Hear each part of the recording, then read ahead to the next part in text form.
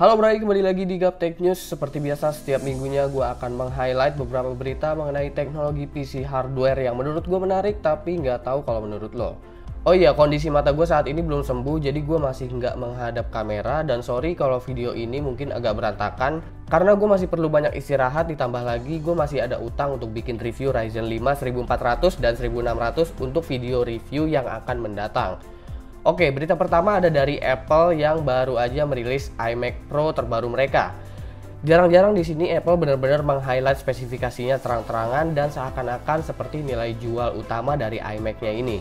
The new iMac Pro akan hadir dengan CPU 8 sampai dengan 18 core Intel Xeon processor dengan GPU Radeon Vega, bukan RX Vega.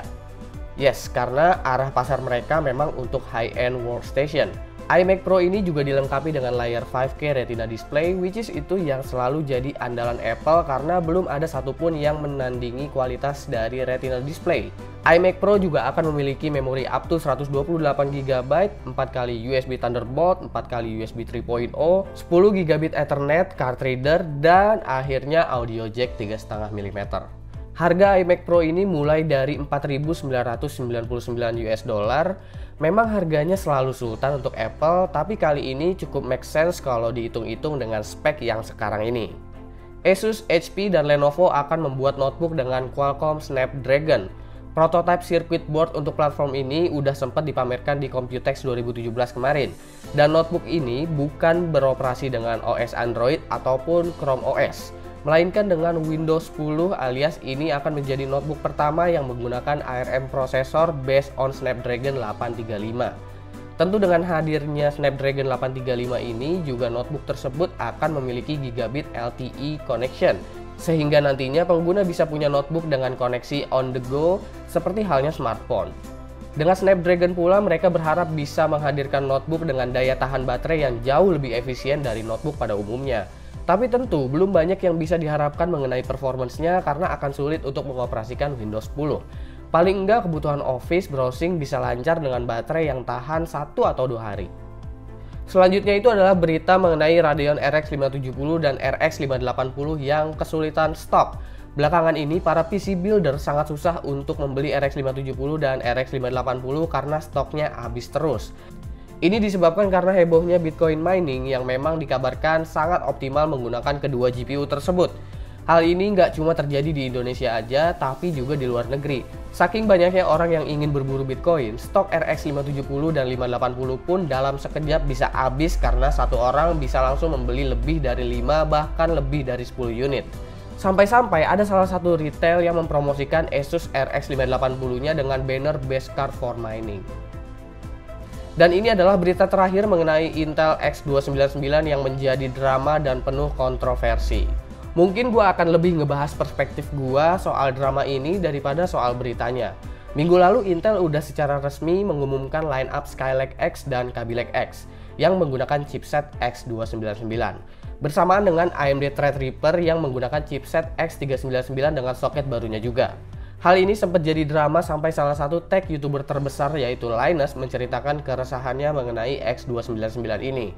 Tapi apa yang Linus katakan juga nggak semuanya setuju dengan dia karena masih ada para entusias bahkan overclockers yang merasa bahwa dari segi kompetisi Intel udah sangat kompetitif dengan Ryzen. Dari gue sendiri jujur gue setuju dengan dua perbedaan pendapat tersebut. Karena kalau kita bicara soal X299 ini mensupport up to quad channel memory dan up to 44 PCIe lanes. Gua nggak perlu bahas soal RAID key yang harus bayar lagi karena menurut gua itu nggak bisa dibandingin dengan platformnya AMD. Yang pasti hanya disupport oleh CPU Intel Core i9 atau Skylake X. Bahkan nggak semua Skylake X pun punya 44 PCIe lanes.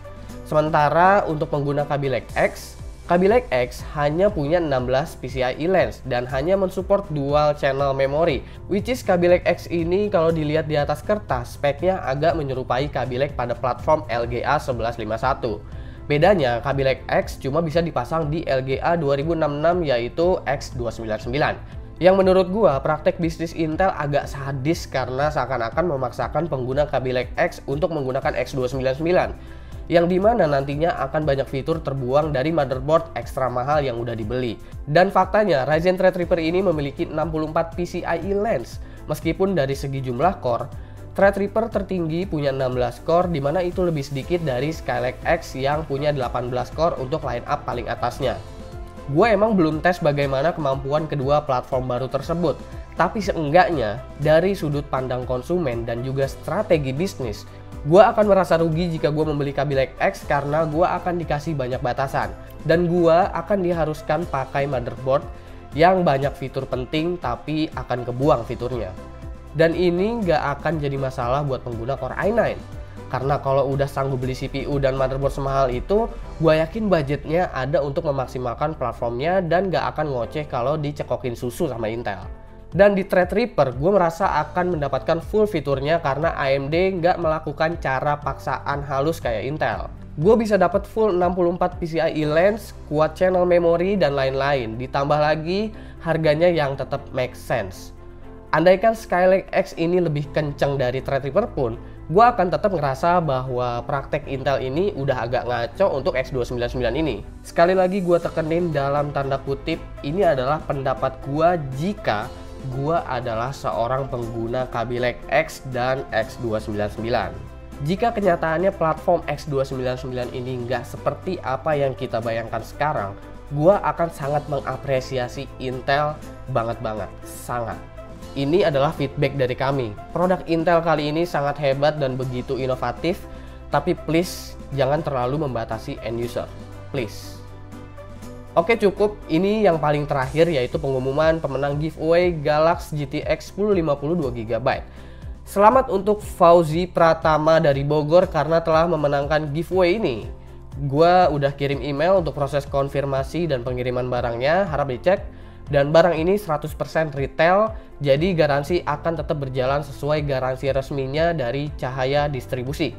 Jangan lupa mention gua di Instagram kalau barangnya udah sampai, nanti postingannya akan gua repost. Nah, buat yang belum menang jangan kecewa karena Gaptek pastinya akan tetap mengapresiasi kalian yang udah support channel ini dengan cara giveaway. Tapi seperti biasa giveaway-nya itu bisa aja mendadak, jadi pantau terus setiap video Gaptek biar tahu lagi ada giveaway atau enggak. Oke, jangan lupa like, share, dan subscribe jika video ini bermanfaat buat kalian semua. Follow sosial media gue itu ada di description. Gue Subki dan seperti biasa sampai jumpa di lain kesempatan.